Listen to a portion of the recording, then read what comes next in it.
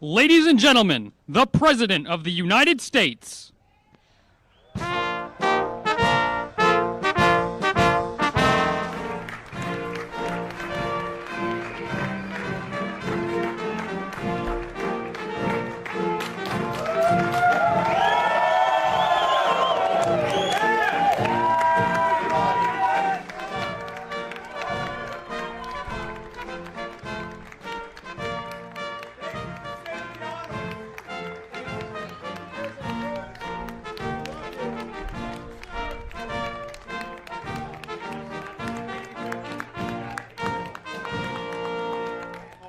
Am 2. April 2025 hat US-Präsident Donald Trump den sogenannten Liberation Day ausgerufen. Den Tag der Befreiung der amerikanischen Wirtschaft von angeblich unfairer Konkurrenz aus dem Ausland. Damit verbunden ist ein umfassendes Paket neuer Strafzölle auf Importe in die USA. Besonders im Visier die Europäische Union. Wie kann die EU auf Trumps Strafzölle reagieren?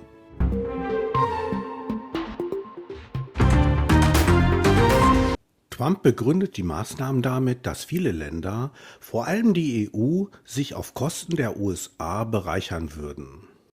Er verkündet reziproke Zölle, also Zölle auf EU-Produkte, wenn die EU selbst höhere Einfuhrzölle erhebt. In Brüssel und Berlin sorgt das für große Sorge. Es droht ein neuer Handelskrieg zwischen zwei der größten Wirtschaftsräume der Welt. Die EU muss nun entscheiden, wie sie mit dieser Herausforderung umgeht. Scharf zurückschlagen oder auf Dialog setzen. In diesem Video schauen wir uns an, was genau Trumps Maßnahmen beinhalten, wie stark die EU betroffen ist, welche Gegenstrategien zur Verfügung stehen, welche wirtschaftlichen Folgen drohen und wie realistisch eine Eskalation ist, bis hin zu einem fast vollständigen Handelsstopp. Die US-Regierung hat gleich mehrere Zölle beschlossen, die sich gegen Importe aus Europa richten. 25% Zoll auf Autos und Autoteile. Alle Autos, die nicht in den USA produziert wurden, sind ab sofort mit 25% Zoll belegt. Das trifft insbesondere deutsche Premium-Hersteller wie BMW, Mercedes und Audi. Allein Deutschland liefert jedes Jahr fast 500.000 Fahrzeuge in die USA. Diese werden jetzt deutlich teurer und schwerer zu verkaufen. 25% Zoll auf Stahl und Aluminium. Bereits im März hat Trump Importzölle auf Metalle eingeführt. Auch hier ist die EU stark betroffen, da viele europäische Unternehmen Stahl und Aluminium in die USA exportieren, zum Beispiel für den Bau oder die Autoindustrie. Neue Zölle auf weitere Produkte. Trump erhebt Zölle auf Pharmazeutika, Halbleiter, Holzprodukte und Konsumgüter. Die genauen Listen werden aktuell vorbereitet, aber erste Berichte zeigen, dass fast alle Branchen betroffen sein könnten. Pauschalzölle auf fast alles. Das vielleicht drastischste Vorhaben. Die USA wollen für fast alle Importe aus fast allen Ländern pauschal 20% Zoll erheben, zusätzlich zu den bereits bestehenden Sonderzöllen. Diese Maßnahme würde den gesamten Welthandel mit den USA verändern und ist in dieser Form beispiellos. Warum das die EU hart trifft? Die Europäische Union ist der größte gemeinsame Markt der Welt mit rund 450 Millionen Konsumenten. Gleichzeitig ist sie stark exportorientiert, besonders in Branchen wie Maschinenbau, Automobilchemie und Luxusgüter. Die USA sind für viele EU-Staaten ein Schlüsselmarkt. Deutschland exportiert jährlich Waren im Wert von über 160 Milliarden Euro in die USA. Die EU insgesamt kommt auf über 500 Milliarden Euro Exportvolumen in Richtung USA, mehr als jedes andere Land. Die neuen Zölle treffen daher viele Unternehmen direkt. Autobauer könnten Absatz verlieren, weil ihre Fahrzeuge plötzlich 20% teurer werden. Pharmahersteller befürchten Einbrüche, wenn Medikamente verzollt werden. Maschinenbau und Elektronik sind durch mögliche neue Zölle auf Halbleiter betroffen. Landwirtschaft und Luxusgüter wie Wein, Käse oder Designermode könnten als Reaktion ebenfalls unter Druck geraten. Die EU rechnet je nach Entwicklung mit wirtschaftlichen Schäden in zweistelliger Milliardenhöhe pro Jahr. Wie kann die EU auf die US-Zölle reagieren? Die EU steht jetzt vor einer schwierigen Entscheidung. Soll sie selbst mit Zöllen und Sanktionen zurückschlagen oder versuchen, den Konflikt durch Verhandlungen zu entschärfen? Diplomatie und Verhandlungen. Erste Wahl. EU-Kommissionspräsidentin Ursula von der Leyen hat klargemacht, die EU will einen offenen Handelskrieg vermeiden. Ziel ist es, mit den USA ins Gespräch zu kommen und eine Lösung am Verhandlungstisch zu finden. Dazu macht Europa auch Angebote. Mehr Importe aus den USA.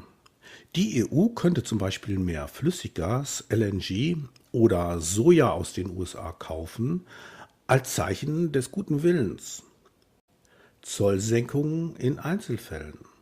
Wenn es fair zugeht, könnte man über eine gegenseitige Senkung von Zöllen reden, etwa im Automobilbereich.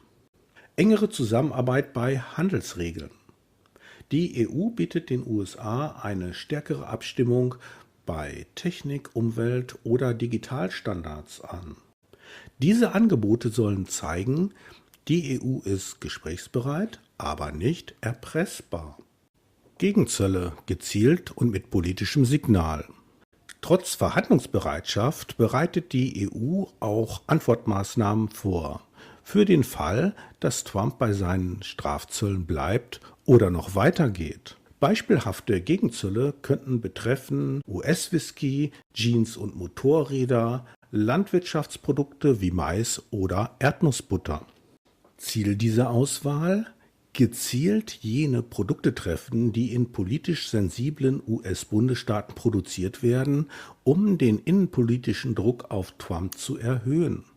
Diese Maßnahmen hat die EU schon 2018 vorbereitet, als Trump ebenfalls Strafzölle auf Stahl und Aluminium erhob. Jetzt könnten sie reaktiviert werden. Wirtschaftlich starke Hebel der EU. In manchen Bereichen hat die EU selbst viel Macht und kann Druck ausüben.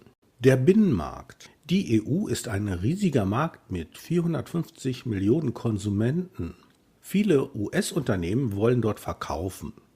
Wenn die EU hier Zugangsbeschränkungen verhängt, tut das weh. Technologiestandard. Die EU setzt auf weltweit die Standards für Produkte, Daten und Verbraucherschutz. Wenn etwa Google, Facebook oder Apple in Europa aktiv sein wollen, müssen sie sich an EU-Regeln halten. Diese Regeln könnte man verschärfen oder strenger durchsetzen, um gezielt US-Firmen unter Druck zu setzen. Flugzeugbau. Airbus EU und Boeing USA liefern sich einen globalen Wettbewerb. Die EU könnte etwa Zölle auf Boeing-Flugzeuge erheben oder Ersatzteile aus den USA beschränken. Rechtliche Schritte. Klage bei der WTO. Die EU kann die USA auch vor der Welthandelsorganisation WTO verklagen. Dort sind viele der neuen US-Zölle vermutlich rechtswidrig, weil sie gegen internationale Handelsabkommen verstoßen. Aber die WTO ist aktuell nur eingeschränkt handlungsfähig, weil die USA das Berufungsgericht blockieren. Ein Urteil könnte also lange dauern. Trotzdem zeigt eine Klage: Die EU steht für Regeln, nicht für Willkür. Ultima Ratio, der wirtschaftliche Notfallknopf. Die EU hat seit Ende 2023 ein neues Instrument, das sogenannte Anti-Coercion-Instrument, ACI. Ein Gesetz gegen wirtschaftliche Erpressung. Was heißt das? Wenn ein Land wie die USA versucht, Europa mit Zöllen oder Drohungen zu politischen Zugeständnissen zu zwingen, kann die EU-Kommission den Handel mit dem Land stark einschränken, Finanztransaktionen verbieten, Investitionen stoppen und US-Unternehmen von öffentlichen Ausschreibungen ausschließen. Bisher wurde dieses Mittel noch nie eingesetzt. Es ist aber ein starkes Drohpotenzial, das zeigt, Europa lässt sich nicht erpressen. Wie entscheidet sich Europa? Bisher setzt die EU auf einen doppelten Ansatz. Verhandeln, solange es möglich ist, Sanktionen vorbereiten, falls es nötig wird.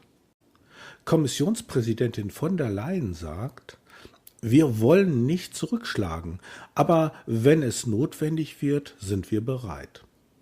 Soll die EU selbst Handelshürden erhöhen? Ein möglicher Schritt wäre, die EU erhöht ihrerseits Zölle auf US-Produkte. Zum Beispiel könnte sie sagen, wenn die USA 25% auf unsere Autos erheben, machen wir das gleiche mit US-Produkten. Das Ziel? Druck aufbauen, um Trump zum Einlenken zu bewegen. Doch dieser Weg ist riskant. Was spricht dafür?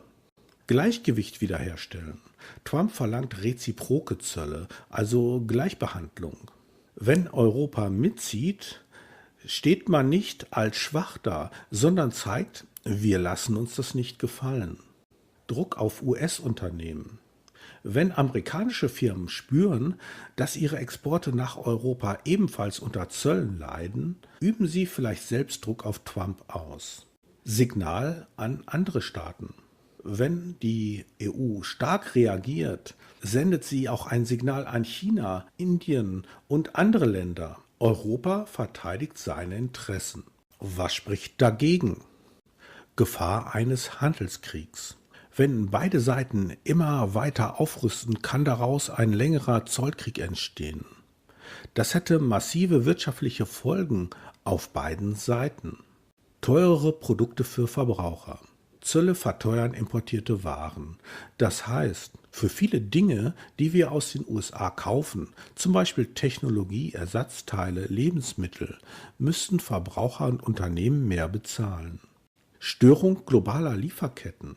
Viele Produkte bestehen aus Teilen, die aus verschiedenen Ländern kommen. Wenn wichtige US-Komponenten plötzlich teurer oder schwerer verfügbar sind, stockt die Produktion in Europa. Unsicherheit für Unternehmen. Unternehmen brauchen Planungssicherheit. Wenn Zölle ständig steigen, werden Investitionen verschoben oder sogar ganz abgesagt. Wie reagieren die Aktienmärkte? Die Börsen beobachten den Handelsstreit sehr genau, denn Zölle bedeuten für viele Unternehmen höhere Kosten, weniger Gewinn. Aktuelle Reaktion in Europa. Der Stoxx Europe 600, der die größten europäischen Unternehmen abbildet, ist in den letzten Wochen um rund 5% gefallen. Besonders betroffen Autoaktien wie BMW oder Mercedes, Pharmaunternehmen, Maschinenbau und Exportwerte. Reaktionen in den USA. Dort reagieren die Börsen noch volatiler. Nicht einmal lokale Stahlproduzenten wie Nucor profitieren von der Situation. Denn auch hier gibt es Sorgen. Besonders Firmen mit engen Beziehungen zur EU oder globalen Lieferketten verlieren an Vertrauen. Weltweite Auswirkungen. Auch asiatische Märkte sind vorsichtig geworden, denn sie fürchten, zwischen die Fronten zu geraten. Der Goldpreis ist gestiegen, ein Zeichen, dass Anleger Sicherheit suchen. Was würde bei einem echten Handelskrieg passieren? Ein offener Handelskrieg zwischen EU und USA könnte das Wirtschaftswachstum in Europa um bis zu 0,5% senken, laut EZB. Tausende Arbeitsplätze kosten, vor allem in exportabhängigen Branchen, und das Verbrauchervertrauen schwächen, wenn die Preise steigen und Unsicherheit herrscht. An den Börsen würde das vermutlich zu einem starken Rückgang der Aktienkurse führen. Verlust von Milliarden an Unternehmenswerten und einer Flucht in sichere Anlagenklassen, zum Beispiel Anleihen, Gold, Immobilien. Obwohl es verständlich wäre, dass die EU mit eigenen Zöllen zurückschlägt, ist das kein einfacher Schritt. Die wirtschaftlichen Risiken sind groß, vor allem wenn es zu einer Eskalation kommt. Die EU wägt deshalb sehr genau ab. Klare Signale senden, aber nicht überreagieren. Man will vermeiden, dass beide Seiten sich so stark abschotten, dass am Ende alle verlieren. Was wäre, wenn die EU die USA offiziell als Bedrohung einstuft? Wie gesagt, seit 2023 hat die EU ein neues Werkzeug gegen wirtschaftlichen Druck von außen, das sogenannte Anti-Coercion-Instrument, kurz ACI. Damit kann die EU auf wirtschaftliche Erpressung reagieren. Zum Beispiel, wenn ein anderes Land versucht, die EU mit Zöllen oder Sanktionen zu politischen Zugeständnissen zu zwingen. Ist das realistisch? Eher nicht, zumindest im Moment. Der Grund: Die EU will den Konflikt nicht eskalieren, sondern lösen. Ein solcher Schritt hätte massive Folgen, auch für Europa selbst. Außerdem wären sich wohl nicht alle EU-Mitgliedstaaten einig. Manche Länder hängen wirtschaftlich und politisch besonders stark von den USA ab, zum Beispiel wegen der NATO oder US-Investitionen. Aber dass es dieses Instrument gibt, ist für Brüssel ein wichtiger Trumpf im Hintergrund. Es zeigt Washington: Wenn ihr überzieht, haben wir ein starkes Mittel, um zurückzuschlagen. Allein diese Abschreckung kann schon helfen, eine Einigung zu erreichen. Welche Chancen hat Europa in diesem Konflikt? Trotz aller Risiken gibt es auch Möglichkeiten für die EU, aus der Krise gestärkt hervorzugehen. Der Konflikt zeigt, wie wichtig es ist, in kritischen Bereichen weniger abhängig von Drittländern zu sein, zum Beispiel bei Technologie, Energie oder Medikamenten. Die EU kann gezielt in diese Bereiche investieren. Ein gemeinsamer Gegner kann die EU enger zusammenschweißen. Wenn alle Mitgliedstaaten geschlossen auftreten, ist Europa ein wirtschaftliches Gegengewicht zu den USA. Und das merken auch die Amerikaner. Wenn die USA sich abschotten, kann Europa seine Beziehungen zu anderen Partnern vertiefen, zum Beispiel Kanada, Lateinamerika oder Asien. Dort gibt es Chancen für neue Handelsabkommen. Und welche Risiken? Zölle auf beiden Seiten führen zu höheren Preisen, weniger Wachstum und mehr Unsicherheit. Arbeitsplätze und Wohlstand stehen auf dem Spiel. Wenn eine Supermacht wie die USA sich nicht an Abkommen hält, wackelt das Fundament der Weltwirtschaft. Das ist schlecht für alle Länder, die auf stabile Regeln angewiesen sind, also auch für die EU. Ein Handelskonflikt wird oft über die Wirtschaft hinaus. Er belastet auch die Zusammenarbeit bei Sicherheit, Klima- oder Außenpolitik. Das ist gerade in schwierigen Zeiten gefährlich. Stärke zeigen, aber mit Augenmaß. Die EU steht 2025 vor einer großen Herausforderung. Trump provoziert mit seinen Strafzöllen einen Konflikt, der große wirtschaftliche Schäden anrichten kann. Europa hat mehrere kluge Optionen. Gespräche und Verhandlungen suchen, gezielte, aber begrenzte Gegenzölle einsetzen, den eigenen Markt und die eigenen Regeln als Hebel nutzen und, wenn nötig, mit dem Anti-Coercion-Instrument auch härtere Maßnahmen vorbereiten. Das Ziel: einen Handelskrieg vermeiden, aber gleichzeitig zeigen, dass Europa sich nicht erpressen lässt. Denn eines ist sicher: Nur wenn die EU geschlossen, souverän und strategisch klug handelt, kann sie aus dieser Krise sogar gestärkt hervorgehen. Wirtschaftlich, politisch und als globaler Akteur. Wird Donald Trump in der Lage sein, die Verbindung von Ursache und Wirkung zu erkennen? Wie denkst du über die Strategien der EU? Schreib einen Kommentar. Wenn dir dieses Video gefallen hat, gib ihm bitte ein Like und vergiss nicht, Infolien zu abonnieren, damit du auch in Zukunft keine Folge verpasst.